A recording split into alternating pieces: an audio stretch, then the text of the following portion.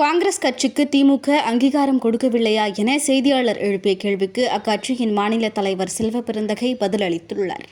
அது காங்கிரசிற்கும் பொறுப்புண்டு. காங்கிரஸ் ஆட்சி என்றுதான் நாங்கள் பார்க்கிறோம். என்னங்க என்ன அங்கீகாரம் கொடுக்கணும் நீங்க விரும்புறீங்க? ஒவ்வொருத்தருக்கும் ஒரு கருத்து இருக்கு. அவங்களுடைய கருத்தை பதிவு செய்கிறார்கள்.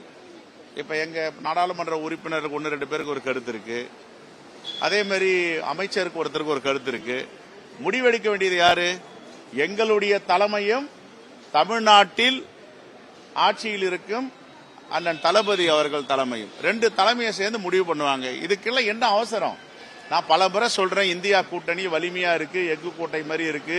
இது கொள்கையின் அடிப்படையில் அமைந்த கூட்டணி, வேறு எதற்காகவும் இல்லை. பாசிச சக்திகளை, மதவாதிகளை தமிழ்நாட்டுக்குள் நுழைய விடக்கூடாது, தமிழ் மண்ணில் ஊடுருவதற்கு அனுமதிக்க கூடாது. இதற்காக தமிழ்நாட்டு மக்களையும் மண்ணையும் காப்பாற்றுகின்ற கூட்டணி இந்தியா கூட்டணி. இதுல எங்க இந்த பிரச்சனை வந்தது? நீங்களே ஒரு நாளைக்கு ஒரு செய்தி போட்டுட்டு இருக்கீங்க.